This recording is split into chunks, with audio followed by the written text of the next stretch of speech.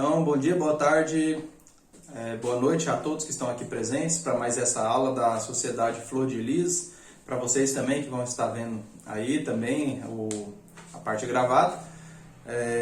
Nossa aula hoje é chamada de a Santa Unção, ou a comunhão com o corpo e o sangue de Cristo.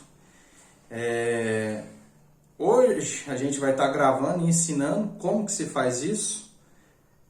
A gente estava comentando aqui um pouco antes de iniciar que essa é uma técnica extremamente poderosa e também ela é uma técnica extremamente rara de se aprender. A pessoa tem que se esforçar muito. O Easter mesmo aqui, acho que ele reviu 3 vezes cada aula dessas aí que a gente está dando para vocês. Teve que passar por uma prova bem difícil onde foi testada a capacidade dele, fazendo meditação sem se movimentar por mais de 1 hora, né, por 3 dias seguidos. Teve outros discípulos nossos aí que fez a mesma coisa. Isso tudo para poder entrar na segunda câmara, para poder receber esse ensinamento. E a gente vai estar ensinando ele hoje assim de forma aberta, até porque Jesus pediu para mim também que isso fosse ensinado de forma aberta. Então, isso vai continuar sendo reservado, velado, né?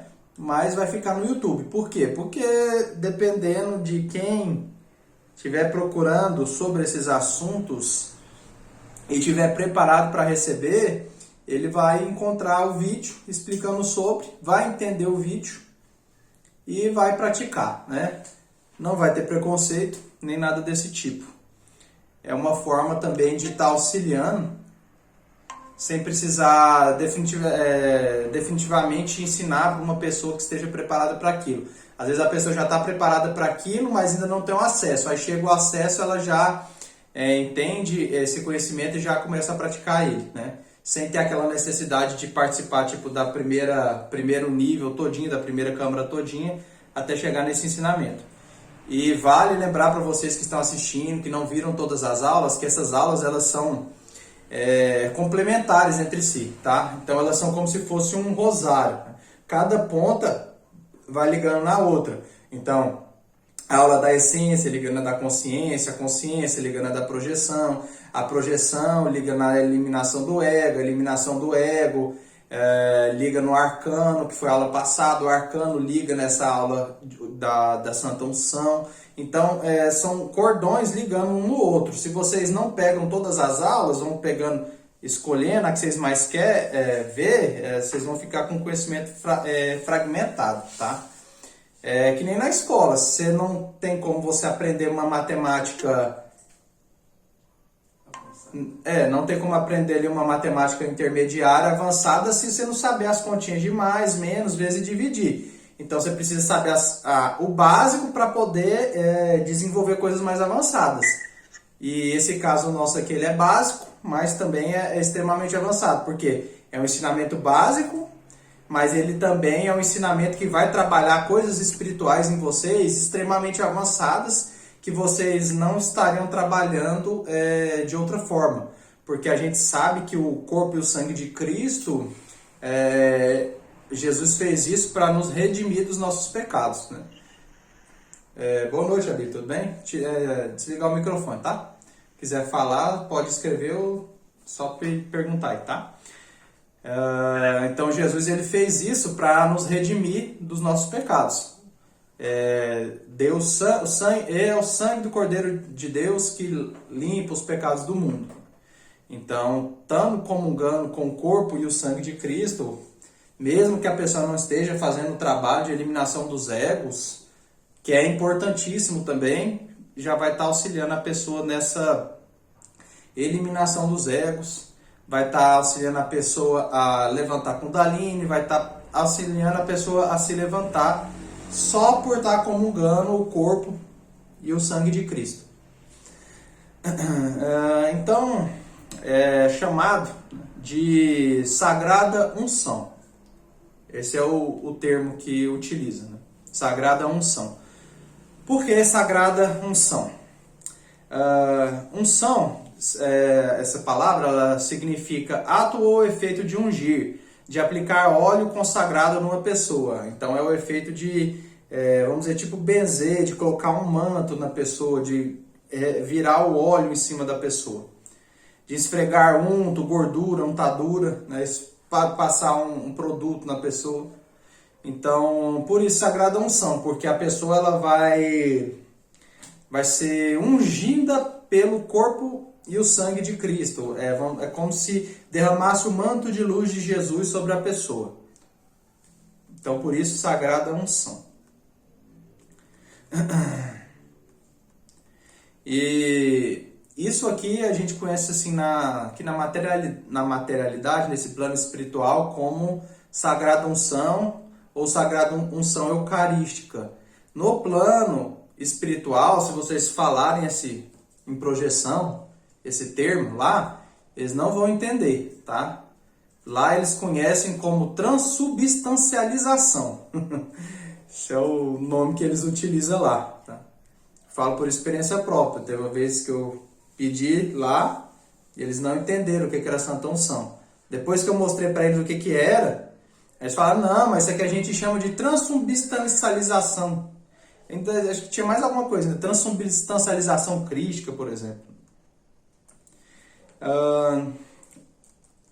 De Eucaristia, né? Renovação do sacrifício de Jesus no Calvário. Também é denominado de Sagrada Comunhão, Santíssimo Sacramento do altar, a refeição noturna do Senhor, a celebração da morte e ressurreição de Cristo. Então, essa Santa Unção, Jesus ele já sabia que ele ia para o Calvário, e ele aceitou o Calvário, aceitou ser crucificado, e antes desse fato, eles tiveram que até o Leonardo da Vinci pintou, né, que é a Santa Ceia. Tiveram uma Santa Ceia, que foi um momento ali onde eles tiveram uma reunião entre eles para cear mesmo, para comer entre os amigos, né? Fazer uma refeição entre os amigos. Parecido com o que a gente faz hoje em dia, né? Fazer uma ceia, uma refeição para comemorar uma data, né? E aí nessa Santa Ceia tiveram alguns acontecimentos interessantes, né? Um deles foi o que revelou quem ia entregar Jesus, que seria Judas. E também foi nessa Santa Ceia que Jesus ele falou, né? Tomai esse cálice, como é que é? Comei o pão, porque ele representa o meu corpo. Depois que eles já tinham comido, né? Bebei o vinho, que ele representa o meu sangue. Então, desse dia que ele instaurou a comunhão do corpo e do sangue de Cristo nesse momento. Por que de Cristo? Porque depois disso ele já foi crucificado. Aí, a partir disso que ele ficou conhecido como Cristo. Ele já estava fazendo uma preparação. E aí um ponto interessante, porque a gente faz a comunhão com o corpo e com o sangue de Cristo para a gente rememorar, trazer novamente para a memória o sacrifício de Jesus por nós. Porque é normal uma pessoa ela ter um relacionamento e às vezes perde o relacionamento, ou alguém do relacionamento acaba morrendo, né? Agora, à medida que o tempo ele vai passando, o natural é que aquele ente querido que morreu, que ele vai ficando cada vez mais no tempo, né? Até que depois de algum período, quando você lembra dele, já não sente mais aquela dor, aquela falta que sentia assim no momento que tinha perdido ele, né? Então isso é normal de acontecer. E aí a Santa Unção é para que isso não ocorra também com o sacrifício de Jesus. Para que sempre que a gente está comungando com o corpo e o sangue de Cristo, a Santa Unção, que a gente traga de novo aquele sacrifício que Jesus fez lá no passado, há mais de 2000 anos por nós, para o presente, para esse tempo que a gente fez agora. Para que a gente não deixe passar no tempo aquilo que aconteceu com Jesus, não deixe ser esquecido, porque isso também é o caminho que todos nós temos que seguir também, né? A última ceia de Jesus com seus apóstolos representa mais um apelo do Mestre à vivência da lei do amor, segundo os princípios da verdadeira fraternidade que deve reinar na humanidade. Nessa ceia, o Mestre transmite orientações finais aos discípulos, anuncia acontecimentos e empenha mais uma vez o seu amor e proteção a todos os que aceitarem a orientação maior. Jesus, ao iniciar a última ceia, destaca a sua importância. É chegada a hora, pôs-se à mesa e com ele os 12 apóstolos. Disse-lhe: desejei muito comer convosco esta Páscoa, antes que padeça, porque vos digo que não comerei mais até que se cumpra no reino de Deus. E tomando o cálice, e havendo dado graça, disse: tomai e reparti entre vós, porque vos digo que já não beberei do fruto da vide, até que venha o reino de Deus. E tomando o pão, e havendo dado graças, partiu-lhe e deu-lhe, dizendo: este é o meu corpo, que por vós é dado. Fazei isso em memória de mim. Semelhante, tomou o cálice e depois da ceia, dizendo: este cálice é o novo testamento no meu sangue, que é derramado por vós. Então tinha o período da comemoração da Páscoa, naquele tempo, né? Que era a comemoração da libertação dos escravos do Egito. Então, quando os escravos eles foram libertados do Egito por Moisés, então aquele dia que eles conseguiram fugir do Egito e se libertaram, então foi o dia estipulado como Páscoa, que era a data da comemoração deles, né? E era essa época, né, que foi o momento da última ceia. Ali Jesus fala, né, não é mais necessário sacrifícios, ou seja, não é mais necessário sacrificar animais para deuses, porque o cordeiro, que eles sacrificavam cordeiros para os deuses, né? Porque eu sou o cordeiro de Deus, que limpa os pecados do mundo. Ele estava dizendo que ele era o próprio cordeiro, que ele era o sacrifício, e ele se sacrificou. Então, completamente diferente da forma como eles entendiam na época, né? Entendiam na época que o importante era o quê? Sacrificar um animal para agradar um Deus tirano, né? Se eu agradar a Deus, o meu time de futebol vai ganhar. Era mais ou menos isso que eles pensavam, né? Se a gente agradar a Deus com sacrifício, vamos ganhar a guerra. Aí Jesus já mostrou que ele era o sacrifício, que o sacrifício não é sacrificar o outro, o sacrifício é sacrificar nós mesmos pelo outro. Esse que é o importante, que é o amor ao próximo, né? Ver uma louça suja, em vez de deixar a louça suja para o outro lavar, a gente lava. Essa aí acho que enquadra todo mundo, né? Não tem um que escapa. Ai, ai. Ver o papel jogado lá no chão, em vez de deixar o papel para o outro pegar, a gente mesmo pega e joga no lixo. Isso tudo aí são formas de sacrifício que a gente faz pelo outro. E tudo isso aí gera dharma pra gente, tá, gente? Vocês não pensam que o que a gente não faz para os outros, a gente não tem a paga não, porque tem, tá? Então, que ele falou, né? Fazer isso em memória de mim. Então, aí ele repartiu o pão, depois repartiu o vinho.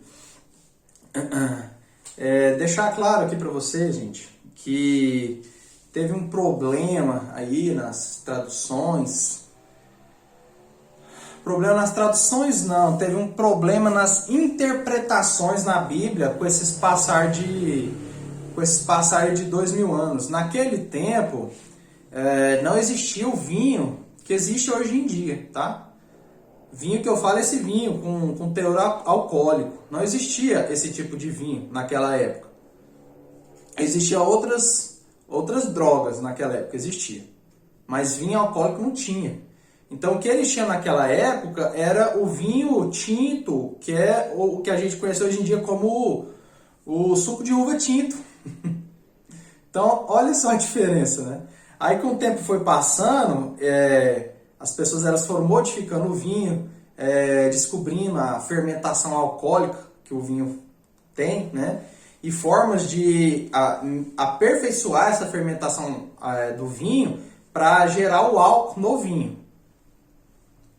E aí o álcool que hoje é utilizado, o álcool não, o vinho que é utilizado hoje nas celebrações das igrejas é um vinho, infelizmente, alcoólico. E aí não, a Santa Unção ela não cumpre o papel que ela tem que cumprir, né? Tem algumas igrejas que elas dão apenas o corpo, né? Então a pessoa ela recebe já a Santa Unção, pelo menos da parte do corpo, é o melhor. Agora tem umas outras religiões, outras igrejas que eles dão o pão molhado no vinho, né? Só que é o vinho alcoólico, aí a pessoa ela não recebe a Eucaristia do jeito que deve receber. Então o suco que vocês podem utilizar é esse, tá? Esse aqui é um mais em conta. Isso aqui é suco de uva, sem adição de açúcar, sem adição de conservantes. Vamos dizer assim, é ele mais puro possível, né? Ainda tem um melhor que esse aqui, que é o que vem numa garrafa de vidro, e é o suco de uva tinto, né? Ele é melhor que esse aqui ainda e ele é mais caro também, né? O ideal é esse. Agora sim, se vocês não tiverem condição de comprar o mais caro, o melhor, ele deve estar custando uns R$13 por aí hoje, tá? Em alguns lugares você vai achar um pouco mais caro ainda. Mas tá nessa faixa aí, de 15 para baixo, tá? Se vocês não tiverem condição de comprar esse, vocês compram o suquinho de uva mesmo. O fuleirinho mesmo, de 200 ml, né? Eu já vi suco de uva desse daqui, esse aqui é de 900 ml. Acho que 200 ml, tava custando R$3, R$4. Com um suquinho desse de 200 ml, você consagra o corpo e o sangue de Cristo semana inteira. Ou mês inteiro, se for só para beber só um pouquinho mesmo, que é o necessário, né? Então, tô falando isso para vocês porque não tem desculpa para não consagrar, tá? A desculpa para não consagrar é o quê? Ai, tô com preguiça, né? Só se for isso, porque não tem... não tem outra. Tá se enquadrando aí, Wister? Vocês façam pelo menos uma vez por mês. Durante uma semana por mês, vocês já vão estar garantindo o lugar de vocês no céu, tá? Porque a pessoa que ela está comungando o corpo e o sangue de Cristo, ela começa a se cristificar. O corpo dela começa a se encher de energia crística. E aí, com o tempo, ela vai se elevando só por estar comungando com Cristo. Por isso que Jesus fez isso. Ele fez uma coisa simples. Naquela época, ele escolheu uma coisa comum, porque o pão é extremamente comum. Todo mundo consumia naquela época todo dia. Acho que hoje em dia também, né? Pão consumia todo dia. E o suco também era o alimento que eles mais tinham lá. Não era leite de vaca, não tinha que nem hoje. Então era o alimento mais consumido, era suco de uva. Então ele escolheu as coisas mais fáceis que tinha ali, porque o objetivo de Jesus era o quê? Que as pessoas comungassem com aquilo todos os dias.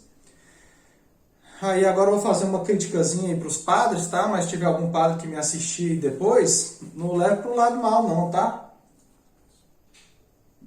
A Santa Unção, quando Jesus fez ela não fez ela para ela ser de domínio exclusivo de uma pessoa só. De uma religião. Não é isso. Cristo não era católico. Cristo não tinha religião. Né? Ah, Cristo era cristão? Também não. Nenhum mestre de luz não tem uma religião assim, né? Às vezes eles fundam porque é necessário. Mas todos nós somos universalistas. Vemos que todas as religiões são uma coisa só. São fragmentos de um todo. Então, com isso, que a Igreja Católica ela se apropriou da Santa Unção, a humanidade ela perdeu 2000 anos de evolução espiritual por causa disso. Aí vamos dizer assim, culpa deles, mas que bom que eles fizeram isso também, tá? É ruim, por quê? Porque aí não são mais todas as pessoas que estão comungando nas suas próprias casas, né? Porque vocês pensam, se eles não tivessem tomado para si o direito disso, só a gente que pode fazer. Se você quiser fazer, você tem que ser padre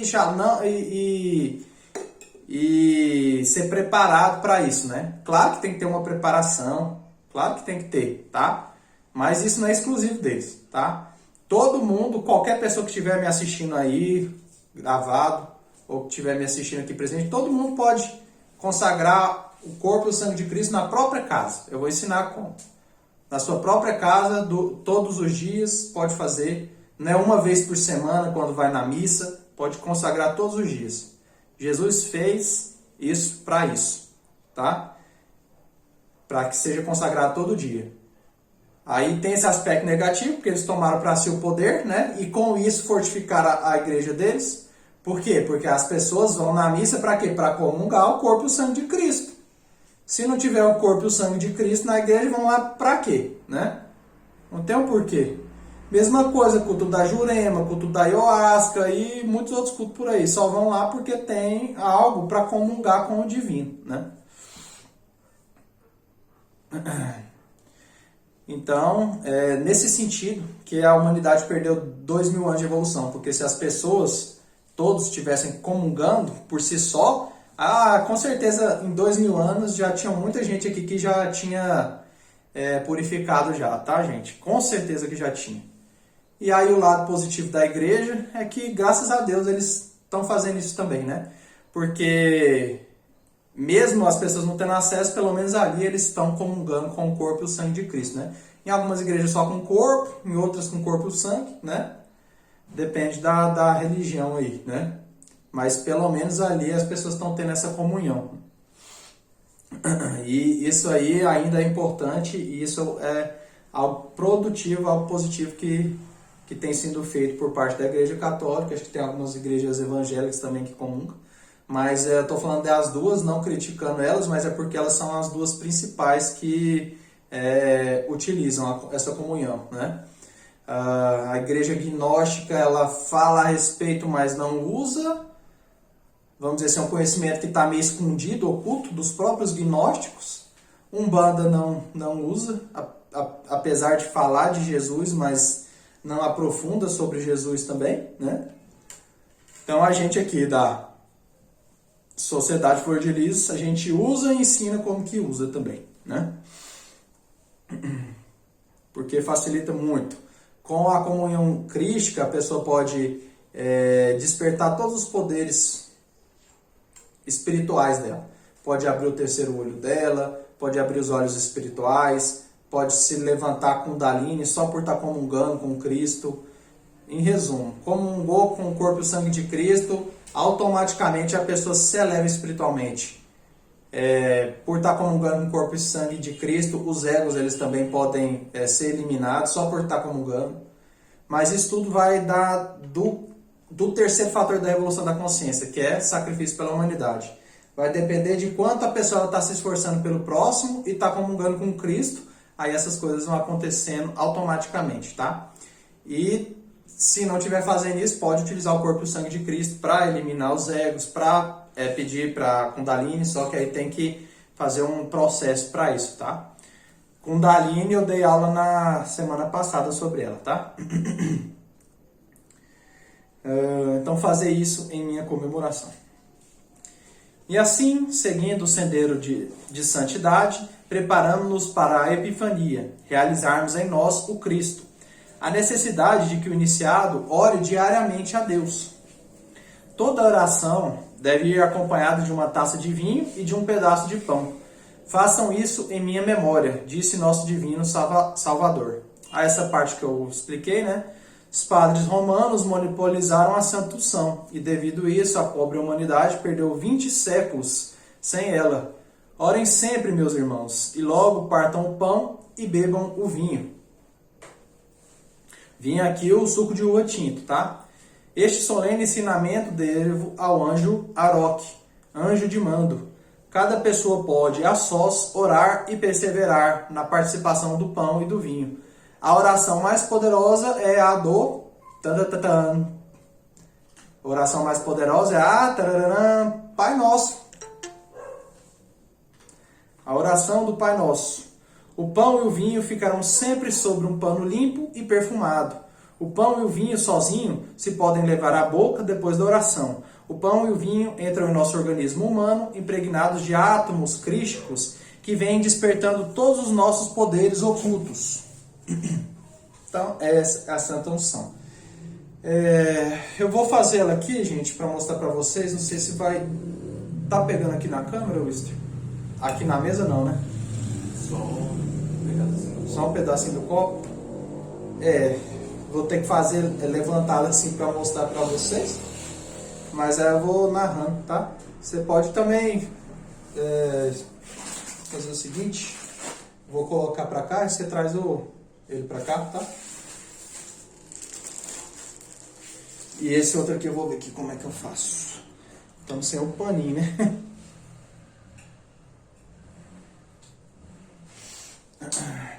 Ei, Marcos, tu chegou bem na hora do show, cara. Depois você revelar o vídeo pra você entender melhor, tá? Espera um pouquinho, isso. Pronto. Gente, então tem que ter um paninho aqui. Faltou por causa a gente foi apertado aí na correria, tá? Tem o pão, uma taça, pode ser um copo, não importa, tá? Pra fazer a Santa Unção. Tem que estar de joelhos no chão, tá? Lembrando, esse aqui é suco de uva tinto, não é vinho, não pode ser bebida alcoólica. Vocês vão se ajoelhar, colocar as mãos aqui na altura do peito, com os olhos para cima, aí faz a oração do Pai Nosso. A oração do Pai Nosso. Dessa forma: Pai Nosso que estás no céu, santo é o teu nome, venha a nós o teu reino, seja feita a tua vontade, assim na terra como no céu. O pão nosso de cada dia nos dai hoje, perdoai as nossas dívidas, assim como nós perdoamos a quem nos tem ofendido. Não os deixeis cair em tentação, e livrai-nos do mal. Amém. Se vocês fazerem só a oração, nesse momento, se vocês tiverem a clarividência desenvolvida, vocês olham, isso aqui já está vermelho. O sangue, ele já está vermelho. E o pão, ele já é um pedaço de carne, se olhar ele espiritualmente. Como se fosse um filé de frango, assim, uma carne mais com aspecto meio acinzentado. Vocês também podem fazer a oração em latim também. Aí ela vai dar um novo poder para a Santa Unção. Porque essa Santa Unção ela tem um nível de poder. Com a oração em latim ela tem outro nível de poder. Então faz da mesma forma. Pater noster, qui es in celi, sanctificetur tu nomen tuum, adveniat regnum tuum, fiat voluntas tua, sicut in cielo et in terra, panem nostrum quotidianum da nobis hodie, et debiti nobis debita nostra, sicut et nos demitimus debitoribus nostris, et ne nos inducas in tentationem, sed libera nos a malo. Amém. Pronto, essa é a Santa Unção. Gente, então é isso, né? Aí Jesus falou assim, esse é o meu corpo, o pão da vida. Aquele que comer se salvará. Disse, esse é o meu sangue, o sangue do Cordeiro de Deus que limpa os pecados do mundo. Aí disse, fazer isso em minha memória. Então essa é a Santa Unção. A partir desse momento, esse pão, ele já é o corpo de Cristo. E esse vinho, ele também já é o corpo de Cristo, tá? Simples, né? Se vocês quiserem fazer isso na casa, é só vocês terem um suco de uva, um pão, se ajoelhar, fazer a oração do Pai Nosso, pronto, já está consagrado. Aí na igreja às vezes bota tanta coisa no ritual, né? Não precisa daquilo tudo. Que aí perguntaram para Jesus, como devemos orar? Aí Jesus falou, recolha-se na sua casa e ore assim. Aí ensinou a oração do Pai Nosso, né? Aí se recolha no seu quarto, pão com vinho, faça a oração do Pai Nosso todo dia e consagre. Faça a oração do Pai Nosso e consagre o vinho e o pão. Não, coma primeiro o pão, aí vocês terminam de mastigar o pão, engolir o pão, aí vocês bebem o vinho, tá? Tem essa diferença. Não pode mastigar o pão e já beber o vinho ao mesmo tempo. Tem essa diferença aí, tá? Eu fiz os experimentos. A melhor forma é essa. Comer o pão, dar um tempo, depois beber o vinho. Se comer o pão e beber o vinho de uma vez, funciona? Funciona também, da mesma forma. Mas a energia espiritual, ela fica um pouco desequilibrada, sabe? Ela fica um pouco bagunçada. Mais ou menos isso que acontece, tá? Aí, agora eu vou explicar para vocês um pouco do que acontece. Luana, você tinha uma pergunta? O que era? Você também, Wister. Qual que era a sua pergunta? Pode fazer. Não, mas cala a boca, é professor. Pode, fala. Então quer dizer que a pessoa não precisa mais fazer técnica nenhuma para eliminar o ego, ela basta só usar a comunhão. Porque você falou que a comunhão ela é a vida e ela elimina os egos, faz um monte de coisa, né? São duas fases, né? Para uma pessoa da sociedade flor de lis sem comunhão, para outra pessoa da sociedade flor de lis com a comunhão. São dois níveis de mago totalmente diferentes. Mas não foi isso que eu falei, não. Eu falei que ela faz tudo isso desde que a pessoa ela esteja de acordo com o terceiro fator da revolução da consciência, que é o quê? O sacrifício pela humanidade, né? A pessoa ela tem que estar auxiliando o próximo, tem que estar ajudando as pessoas, tem que ter uma moral boa, né? Não pode tem que estar cumprindo ali os 10 mandamentos. Não pode estar roubando, não pode estar matando, não pode estar se prostituindo, não pode estar cobiçando a mulher do próximo. Aí, com a comunhão junta, aí sim tem uma rápida elevação espiritual. Agora, se a pessoa está traindo a mulher, está enchendo a cara de breja, está fazendo tudo errado e comungar, aí o máximo... Ai, oxe, desliga o áudio aí, mulher. Aí, se a pessoa ela está fazendo esses monte de coisa errada e está comungando o corpo e o sangue de Cristo... O máximo que vai acontecer para ela é, vamos dizer assim, que Jesus ele vai proteger a essência da pessoa. Eu já vi isso acontecendo. Porque, tipo assim, tem pessoas que eles comungam o corpo e o sangue de Cristo, mas eles acham que o vinho que Jesus deu para os discípulos era um vinho alcoólico. Aí, a partir disso, do vinho alcoólico, eles acham que é correto beber bebida alcoólica, que não vai fazer mal nenhum. A bebida alcoólica é a comunhão do capeta. Quando a pessoa bebe álcool, ela alimenta os egos, ela desperta o condartiguador. A bebida alcoólica é o oposto da comunhão crística. Tudo que Cristo faz de bom, o capeta faz ao contrário. Então, Jesus fez o corpo e o sangue de Cristo. O capeta vai lá e faz o sangue do capeta, né? Que é a bebida alcoólica. Né? E esse pão com glúten é horroroso, né? Diga. Não, mas eu digo, a pessoa então não precisa mais ficar de 5 horas, 3 horas fazendo técnica nenhuma. Estou falando assim de fazer as técnicas para eliminar a eliminação do ego. Tem que fazer também, é o que eu estou falando. A pessoa ela tem que fazer por onde e comungar com Cristo, que facilita. É mais ou menos assim. Eu quero desenvolver o terceiro olho. Aí eu estou fazendo técnica para abrir o terceiro olho e estou comungando o corpo e o sangue de Cristo. Aí vai acelerar o processo de abrir o terceiro olho. Eu estou fazendo o processo de despertar e desenvolver minha Kundalini. E estou comungando o corpo e o sangue de Cristo, então ele vai acelerar o processo de desenvolver a Kundalini. Ele é como se ele fosse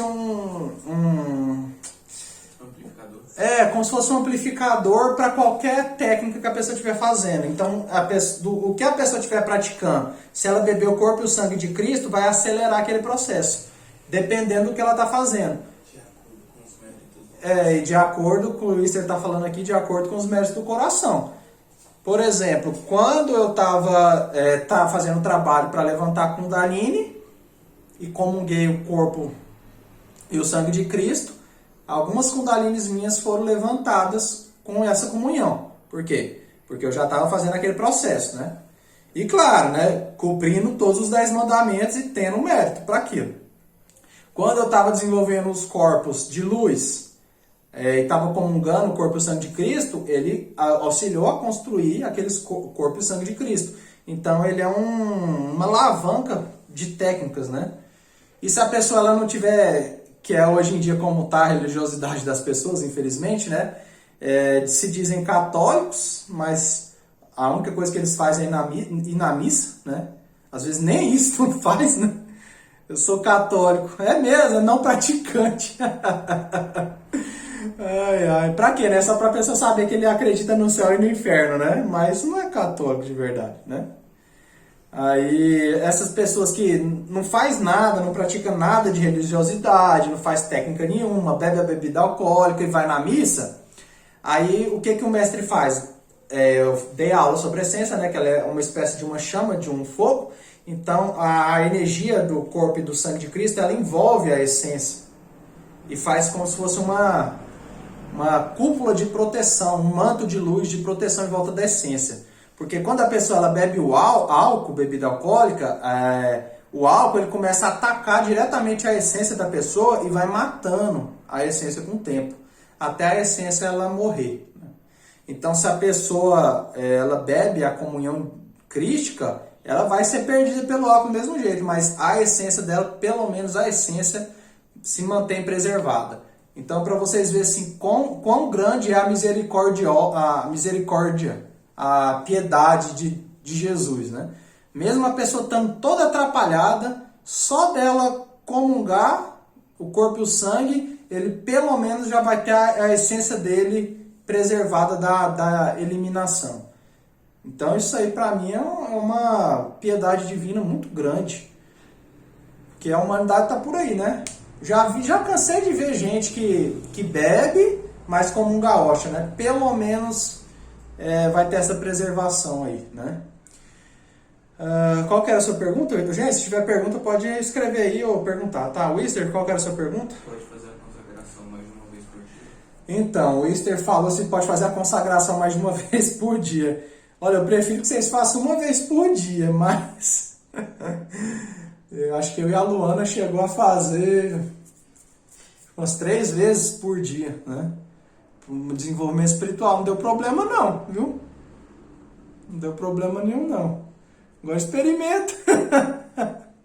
Vê o que acontece. 5 vezes no dia. Não, é porque, gente, quando eu comecei a consagrar, né? Eu não me dou bem com o glúten que tem no pão, né? Então, aí eu tava consagrando o suco de uva com pão com glúten, né? Que é esse brabinho aqui mesmo, né? Aí, espiritualmente, nossa, que alegria, né? Tudo de bom. Aí, só que aí, fisicamente, aí o trem começou a ficar ruim do meu lado, sabe? Comecei a sentir dor na barriga, o intestino doendo. Aí, assim, ele se transforma no corpo e no sangue de Cristo, mas os venenos que tem ali na constituição do pão, eles ainda continuam, né? Infelizmente, né? Aí eu aprendi uma receita de pão caseiro, comecei a fazer meu próprio pão caseiro, né? Aí fizemos assim por um bom tempo, mas aí estava gastando um dinheiro grande para fazer aquele pão. Aí por fim, eu conversando com Jesus sobre isso aí ele me autorizou a utilizar esse negocinho aqui. Parece com a hóstia, né? Só que não é não, aqui, ó. Tá vendo? É aquele biscoitinho de arroz, né? Só que aí ele falou assim, mas você não pode, é o pão e o sangue de Cristo, não é não é o chips de arroz e cebola e milho e o sangue de Cristo, né? Eu falei com ele, mas e se eu mudar o nome? Eu tiro ele daqui e coloco numa vasilha escrito pão sagrado. Aí falou, não, então tá autorizado. Porque o nome, gente, que a gente utiliza, a palavra ela tem poder, né? Então, o nome que a gente utiliza, ele também define o que é aquilo que a gente está comendo. Então, aqui, esse chips, que está escrito aqui chip, é uma batatinha, né? Agora, a partir do momento que eu ponho ali, designo que ele é um pão que eu estou utilizando para esse propósito, né? Estou definindo ele assim. Aí, umas aulas para frente, a gente pode falar sobre o batismo, né? Nesse sentido também, de definir o nome, ele define a característica. Sim, Luana? Assim, respondendo a tudo isso, né? Como você falou, pode também, né? Mas assim, é bom vocês que ainda não têm um equilíbrio assim tão bom. Que estão começando, né? Estão começando, não estão assim, reconhecendo o que é o ego, o que não é o ego. Não estão nem eliminando o ego. Realmente, a hóstia ela tem essa função, né? Mas os egos eles são muito astutos. né, são bem inteligentes. Então, assim, a pessoa que ainda não tem esse domínio, não consegue ainda entender o que é, não tem esse direito, essa clareza, vai comungar 5, 3, 4 vezes, aí acaba direcionando energia para alimentar o ego. Em vez de eliminar ele, cresce ele. É o da gula, né? Pois é, como se fala da gula, né? É assim, são detalhes que a gente. Detalhes que às vezes assim, nossa, mas isso né, não vale tanto. Mas é esses mínimos detalhes que são importantes. Então assim, é bom vocês comungar só uma vez mesmo. Tá mais pra frente aí vocês podem comungar mais vezes. Até porque vocês não têm corpo espiritual preparado para isso, né? Eu e a Luana tava comungando assim, mas estava assim, lá no corpo de luz, né? Criando corpos de luz, já é outro nível. Aí, que corpo de vocês que vai receber essa quantidade enorme de luz e vai suportar? Começa por aí, né? Aí, se não cai nessa tentação. Aí eu tava falando desses chipzinhos, porque, gente, esse negócio é uma delícia. Aí, esse bichinho aqui com esse suco de uva aqui, caramba, tinha que segurar, senão eu ia passar o dia inteiro comendo. Comendo ele, o corpo de Cristo e o sangue o dia inteiro, né? Mas não é o correto, tá? Aí a gente fazia na média aí 2 vezes por dia, tá? De manhã e de noite. Mas a orientação que Jesus deu também é fazer 1 vez por dia, né? Ir ao seu quarto, fazer a oração e aí comungar o corpo e o sangue de Cristo, né?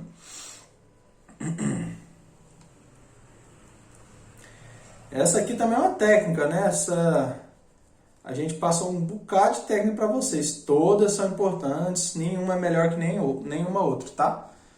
Cada técnica ela vai desenvolver um aspecto de vocês, um aspecto do ser de vocês, alguma parte, tá? Agora falando um pouco da comunhão, né? Explicar para vocês um pouco. Quando a gente está orando, fazendo a oração do Pai Nosso de joelhos, eu não sei se vai ser assim com todos vocês, tá? É diferente um mestre estar rezando e uma pessoa que está iniciando rezando também. Tem essas diferenças, né? São diferenças de grau. Mas aí assim, eu pus uma foto aí no grupo que tinha assim a taça e o pão na frente e Jesus atrás ungindo ela, né? É mais ou menos assim que acontece. Vocês estão de joelho rezando, Jesus está atrás de vocês com as mãos, né, impostas, vamos dizer assim, transformando, substancializando o pão e o vinho, né? Transformando. Alguns clarividentes viram algumas coisas, né? Chico Xavier ele disse que nesse momento ele viu anjos de luz e flores entrando neles e se transformando, né? Essas flores aí eu também já vi, tá? Como se estivesse saindo flores da boca, das mãos de Jesus. Aí quando essa flor, ela chega no pão e no suco, aí ela se transforma nele. Então sai uma flor dele e essa flor transforma o pão na carne, que é o corpo dele, e o vinho no sangue dele. Então tem isso aí na espiritualidade mesmo, tá?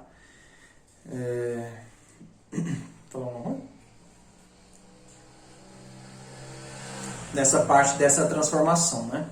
E aí tem gente que pode duvidar o quanto quiser, mas se vocês fizerem uma pesquisa no YouTube simples aí, que seja, vocês vão encontrar relatos de hóstia que se transformou em carne. Vocês vão encontrar isso aí. Teve uma que acho que o padre ele encontrou fora da igreja, e aí viu ela jogada, guardou ela, né? E aí depois quando ele voltou lá, ela estava jorrando sangue. Estava com constituição de sangue aquilo. Isso aí já tem acho que é mais de 100 anos, 200 anos que aconteceu. E aí eles pegaram e tiraram uma amostra daquela hóstia e levaram por um especialista, médico, especialista, examinar. E ele começou a examinar e no relato dele, né, ele não sabe o que era e estava lá, tecido retirado recentemente, estava dizendo que ele era recente, né, e tecido retirado recente e tecido conjuntivo do coração. Então ele identificou como um tecido novo que tinha sido tirado do coração. Aí depois que falaram para ele de onde que tinham tirado aquilo, aí ele não quis acreditar, mas não teve jeito, né? Então isso aí são algumas comprovações, né? Algumas comprovações de que a hóstia, ela realmente, esse pão, esse vinho, eles se transformam no corpo e no sangue de Cristo mesmo.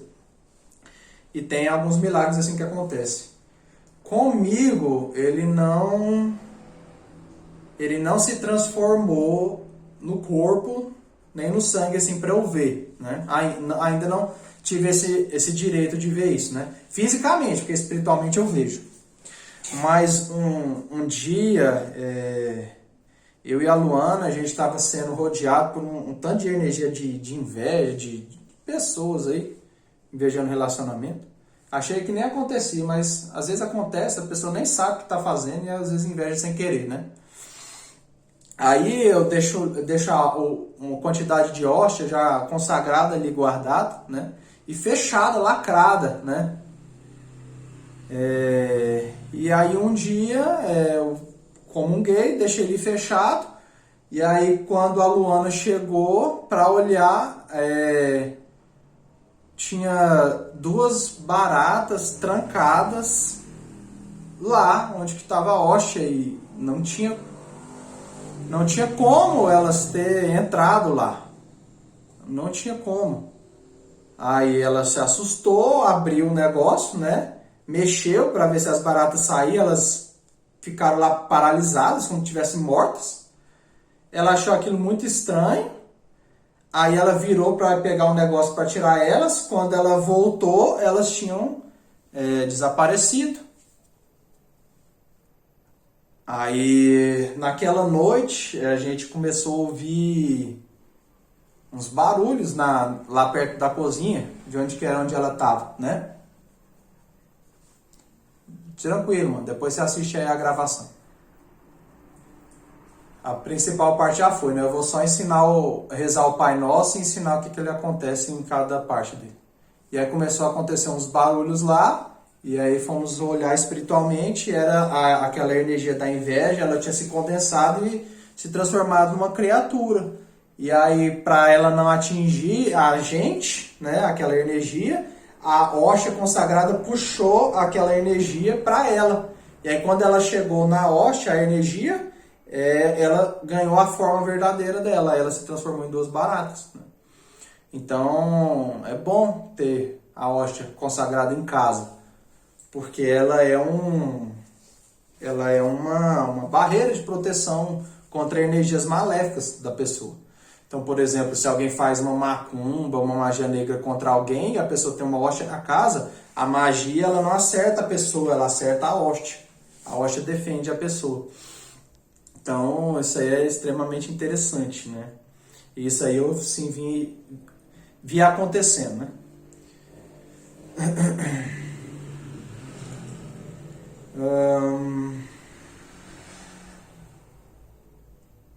Então essa oração do Pai Nosso, ela é extremamente conhecida, né? E Jesus, ele trouxe ela para a humanidade quando ele deu o sermão sermão da montanha, né? No Monte da Oliveiras.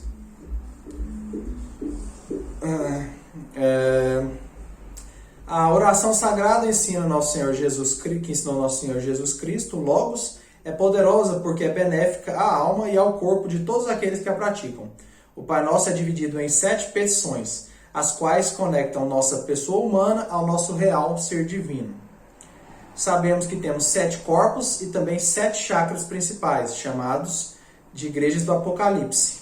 Cada uma das petições bem trabalhada e com profunda devoção, unindo concentração e imaginação, equilibra, cura e alinha cada um desses chakras e corpos.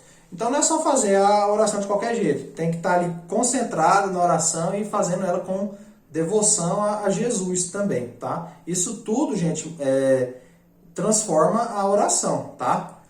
Porque a oração do Pai Nosso ela também é uma oração de exorcismo. Quando a gente for ter aula sobre exorcismo, eu falo mais disso, tá? Mas ela também é. E por que que às vezes a pessoa ela faz a oração do Pai Nosso para se salvar de uma situação e não acontece nada na situação, continua a mesma coisa? Por quê? Porque tem essa forma diferenciada de fazer oração, né? A invocação, a súplica, a devoção, a concentração, tudo isso modifica, né? O interessante é que podemos fazer analogia entre o Pai Nosso cristão e a oração da abertura do Alcorão Islâmico. Essa oração compõe-se de 7 partes, a invocação das graças do Todo-Poderoso e também uma total entrega do nosso destino a Ele. Isso aqui acho que para mim não importa no momento. Deixa eu ver aqui. Tá, eu vou explicar aqui a oração para vocês agora. Primeira parte. Vou falar a oração em Pai Nosso, do Pai Nosso, e também vou falar a oração em latim, para vocês quiserem aprender também a oração em latim, tá? A oração em latim ela também é um exorcismo. Então, primeira parte. Pai Nosso que estais no céu. Em latim. Pater Noster quies in cieli. Pater Noster quies in cieli. Nesse momento, quando fala assim, Pai Nosso que estás no céu, na frente de quem está rezando, aparece uma grande bola de luz branca. Como se representando o Pai Nosso que estás no céu. Naquele momento ele está ali em frente à pessoa no céu. Né? Santificado seja o vosso nome. Santificertu nomen tuum.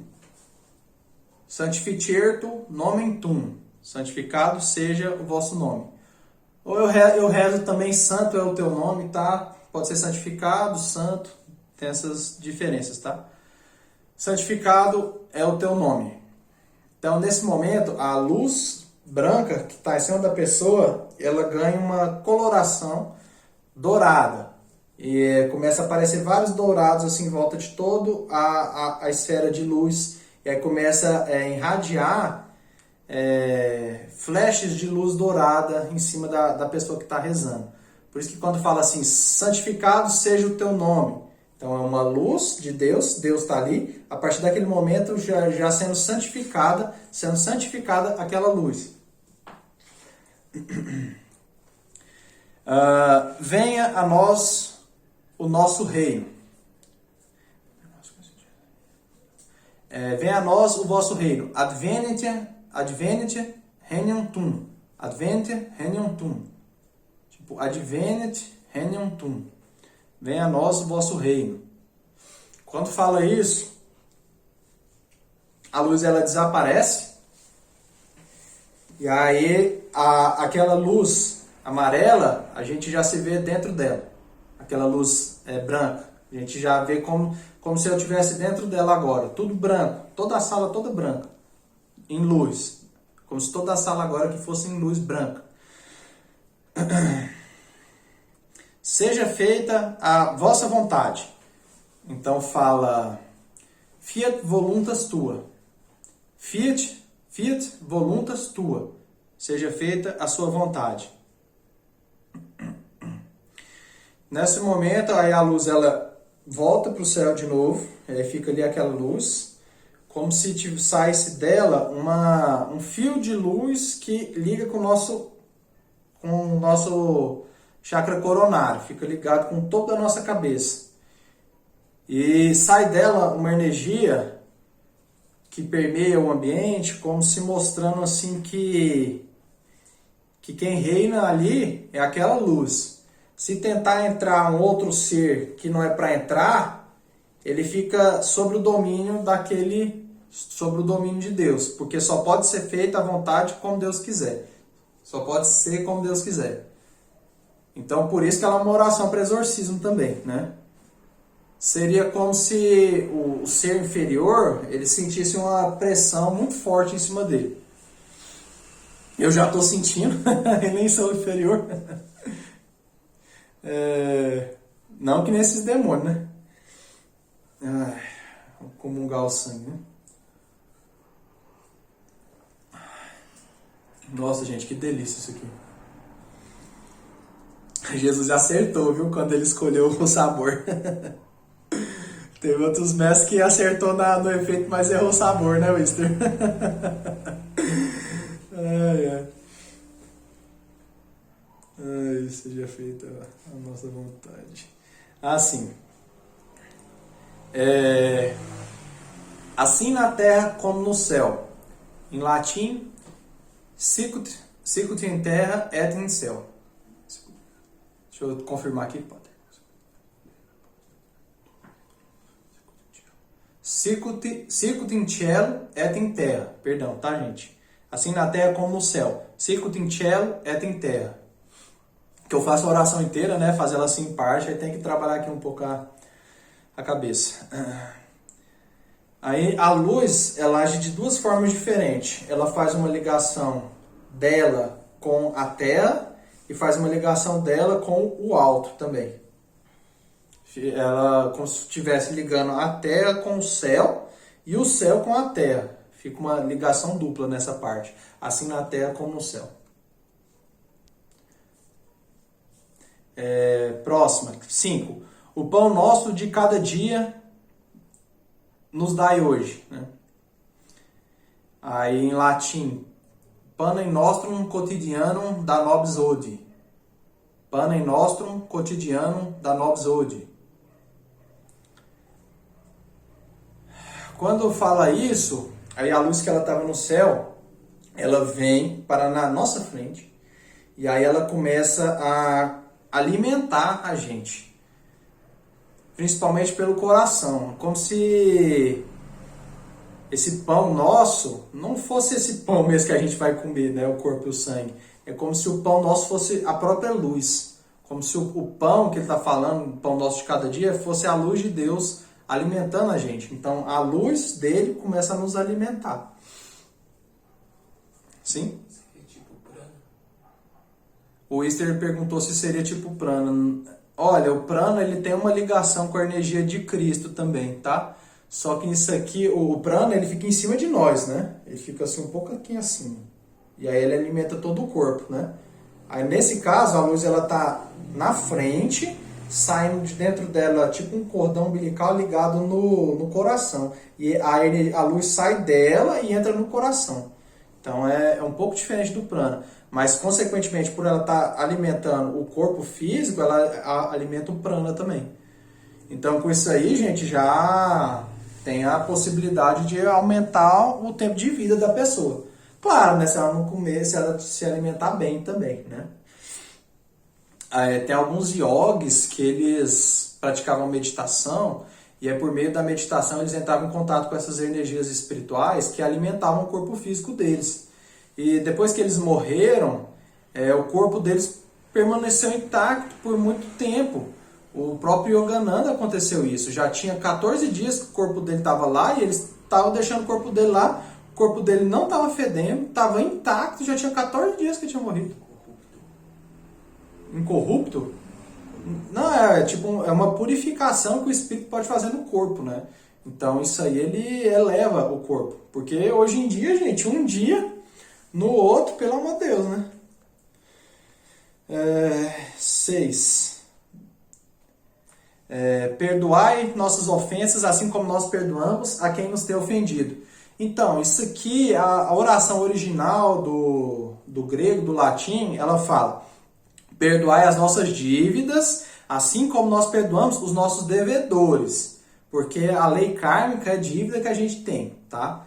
Só que aí a igreja ela queria que as pessoas pagassem para eles. Então, se a igreja rezasse perdoar as nossas dívidas, aí eles teriam que perdoar as dívidas deles. Aí as pessoas não precisavam mais pagar para eles. Aí não deu certo, né? Aí eles pegaram e trocaram dívidas por ofensas. Perdoar as nossas ofensas, assim como nós perdoamos a quem nos tem ofendido. Mas o correto a se rezar é perdoar as nossas dívidas, assim como nós perdoamos os nossos devedores. Porque assim fica de acordo com a aula que a gente deu que eu dei sobre o Tribunal do Karma, né? Fica de acordo com isso, porque as dívidas são o karma que a gente deve.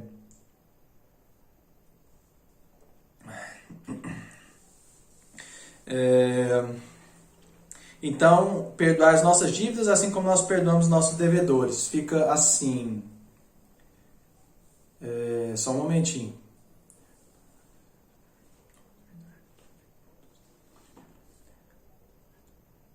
Et debite nobis, debita nostra.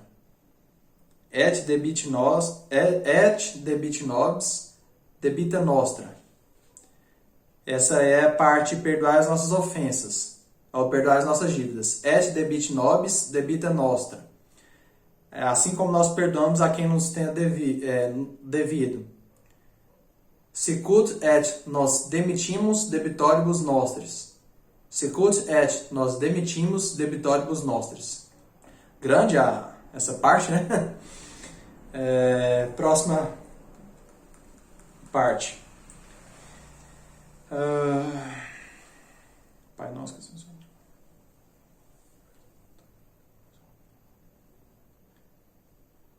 Não nos deixeis cair em tentação, mas livrai-nos do mal. Amém. Sed libra nos amalo. Amém. Só um momentinho. Ai, gente, vocês têm paciência aí, porque lembrar da oração toda, eu faço ela inteira. Ter que lembrar parte por parte é mais difícil. Devia ter anotado, né? Mas não tive tempo, vocês me desculpem.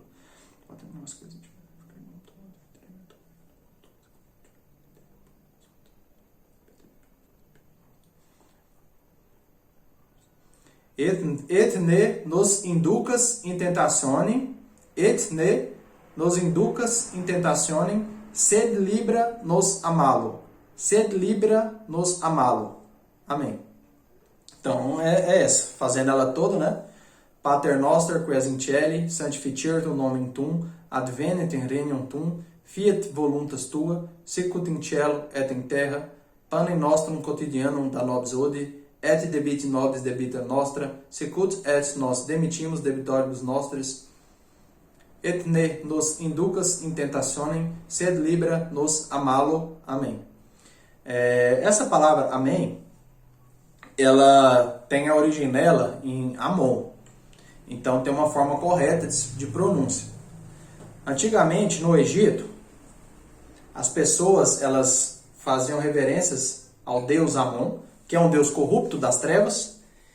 E aí quando eles terminavam a oração, eles diziam assim, amém, que quer dizer Amon. Na pronúncia egípcia, Amon se pronuncia amém. Só que quando a gente reza, a gente não está invocando Amon. A gente está invocando o verbo amar, que quer dizer que assim seja. Então, quando Moisés ele quebrou uma estátua e falou, vocês não devem reverenciar esses deuses corruptos, e doutrinou as pessoas, fez uma oração, aí as pessoas falaram, amém. E outras pessoas, ao mesmo tempo, falaram que assim seja. Aí levantou os olhos já bravo, mas ele viu que as pessoas tinham entendido o recado e deixou. E aí, depois de um tempo, ele cortou essas pessoas, né? E aí ficou esse significado de que amém é que assim seja. Né? Mas são duas palavras diferentes. E aí depois de um tempo a igreja trouxe de volta. A gente pode rezar amém? Pode, mas não amém. Amém. Viu a diferença? Amém, amém. Amém é do verbo amar. Ou seja, amem uns aos outros. Né? Então terminou a oração amém. Para a gente se amar, amar o próximo. Não é amém. Amém está invocando um Deus negativo, né? Então, espero que vocês tenham entendido. Aí essa é a palavra, né? Que pode também, né, ter significado aí que assim seja também. Mas que esse verbo amar é o que eu vejo a partir dos estudos que eu fiz é o mais correto, tá? E que Jesus está de acordo também, né, mestre? Então, essa forma, tá, gente? Deixa eu ver se tem mais alguma coisa. Aí eu fiz um estudo sobre essa oração do Pai Nosso, porque a oração do Pai Nosso, o original dela, acho que é em aramaico, acho que tem em hebraico também, tem umas outras pessoas com outras traduções que dá uma versão da oração do Pai Nosso, que ela fica tão diferente que ela nem parece com essa oração do Pai Nosso que a gente conhece. É uma outra oração. Então eu conversei com Jesus sobre isso, porque, e aí, mestre, né? E aí? Se a gente estiver fazendo a oração errada, que chegou pra gente errada por causa da mudanças de língua, das mudanças de línguas, né? A orientação é a seguinte: vocês podem fazer essa oração do jeito que vocês estão conhecendo, que fazendo ela do jeito que eu estou ensinando, que vai ser atendido, tá? Aí a palavra dele é assim: mesmo a oração se perdendo, não vou deixar a luz se perder. Isso foi o que Jesus falou, né? Porque mesmo se a oração tivesse toda errada e a pessoa estivesse ali fazendo uma oração que diz ser a do Pai Nosso, mas que já é outra oração, de tanto que ela foi modificada pelo tempo, ele ainda ia atender o propósito, que é comungar o corpo e o sangue de Cristo. Então, podem fazer essa oração dessa forma. Tem essas formas de explicação espiritual que eu disse que acontece, né? Não sei se eu esqueci alguma, gente, que eu fiquei meio perdido aqui no latim, né? Esqueci, né? Parei no Pão Nosso, né? Ah, tá, essa aqui. Perdoai as nossas dívidas, assim como nós perdoamos os nossos devedores. A luz que está na nossa frente, ela desaparece, ela começa a fazer tipo como se fosse um expurgo, assim, sabe? Como se tivesse um banho de energia puxando a energia da pessoa para o chão, jogando. Como se estivesse lavando a pessoa. Essa parte, perdoar as nossas dívidas, assim como nós perdoamos os nossos devedores. Aí essa outra parte, nos livrai de toda tentação e livrai-nos do mal. Amém. Essa aqui é assim, autoexplicativa, né? Ela é uma parte para, se tiver por isso que ela é uma parte, ela é de exorcismo também. Porque essas partes que falam assim, seja feita a sua vontade, nos livrar das nossas dívidas, porque às vezes um encosto que está importunando a pessoa é uma dívida que ela tem com aquele encosto, né? Então, nos livrar das nossas dívidas, nos livrar de todo mal, essas são as partes da oração que elas são parte de exorcismo. Porque se tiver alguma coisa importunando a pessoa, ela libera a pessoa daquilo, né? Tira aquilo de perto da pessoa. Em latim, mais poderoso ainda. Se eu fizer fazer a oração em latim, aí ela já completamente diferente do que eu narrei aqui para vocês, tá? Isso que eu narrei para vocês, ela é a luz, ela está se manifestando em português. Se rezar em latim, a luz ela já se manifesta de uma forma diferente para exorcismo.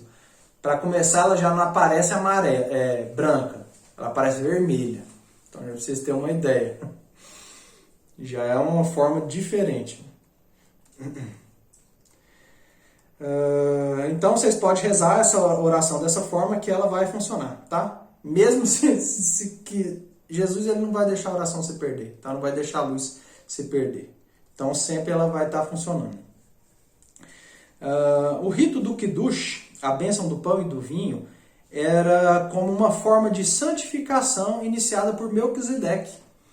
Então, também não é por acaso que Jesus ele escolheu o pão e o vinho. Melquisedeque, ele é o rei do mundo, dessa terra que a gente vive. E Melquisedeque teve um período que ele teve encarnado, que ele conversou com o rei de Salém, e ali ele fala a respeito de pagar o dízimo do rei de Salém. E o rei de Salém ele paga um dízimo para ele. E aí diz que se inicia o dízimo nas religiões também.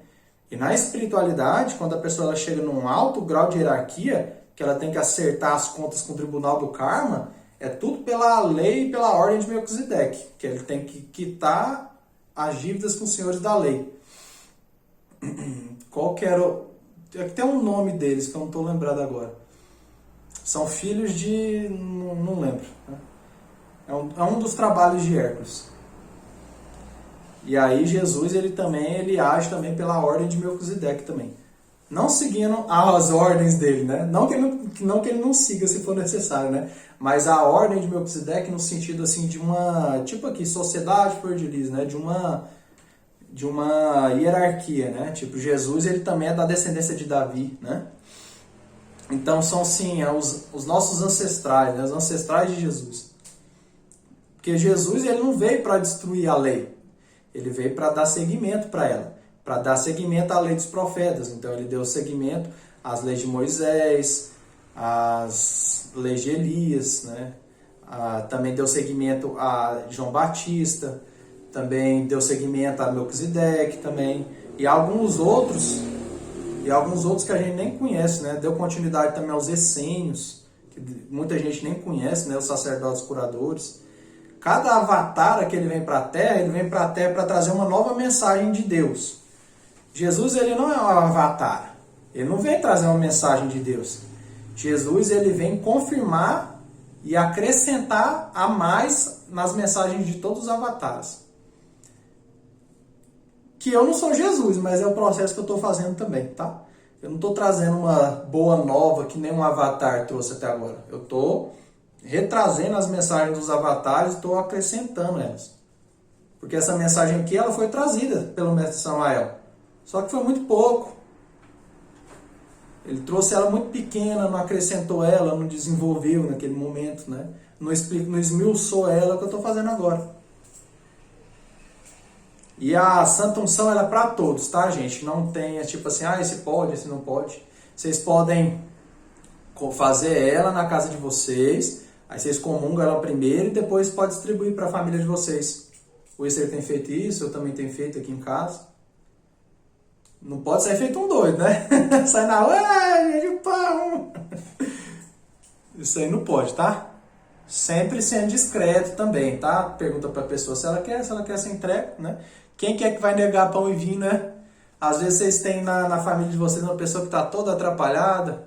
Quem que não tem, né? Uma pessoa assim na família. Ou um tio doido, ou um irmão problemático, ou alguém que seja, né? Que não tá andando muito no caminho da luz.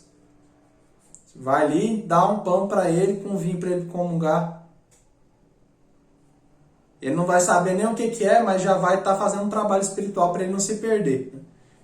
São formas da gente auxiliar o nosso próximo sem o próximo saber que está sendo auxiliado. A primeira vez que apareceu na Bíblia foi quando Abraão é abençoado pelo rei de Salém, Melquisedeque. Perdão, gente, Melquisedeque é o rei de Salém, tá? Ele falou foi para Abraão sobre o dízimo. No Novo Testamento, Jesus abençoa seus discípulos e institui a celebração da Santa Ceia. O que hoje conhecemos como Santa Ceia é conhecida pelos judeus como Kiddush, a cerimônia da bênção do pão e do vinho. Então, para vocês verem, eles não aceitam Jesus como Messias prometido, né? Geralmente é assim, né, gente? Quando vem um profeta na própria terra dele, ele nunca é reconhecido como profeta. Tem sempre que ir para outra terra para poder ser reconhecido. Assim foi com todos os profetas, eu nunca vi um que não foi assim. Com os antigos e com os novos também. Conheci alguns dessa geração que a gente que estão passando por esse mesmo processo. Não são reconhecidos na própria terra, mas na dos outros são. E aí para vocês verem, os judeus eles não reconhecem, mas eles também têm essa cerimônia da bênção do pão e vinho. Então como que eles têm a cerimônia da bênção do pão e vinho se quem instituiu ela foi Jesus, né? É aquele negócio que eu falei para vocês, Jesus ele deu força a mais aquilo que tinha. Confirmando as boas novas dos antigos profetas.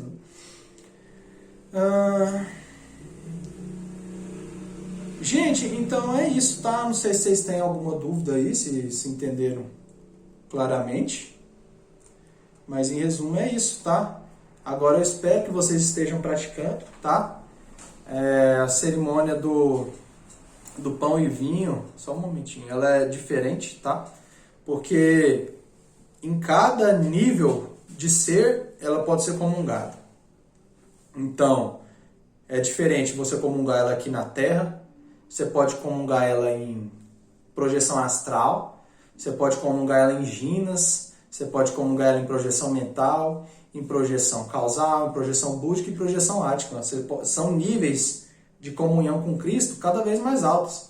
Quando a pessoa ela comunga nesses graus espirituais, ela ganha um...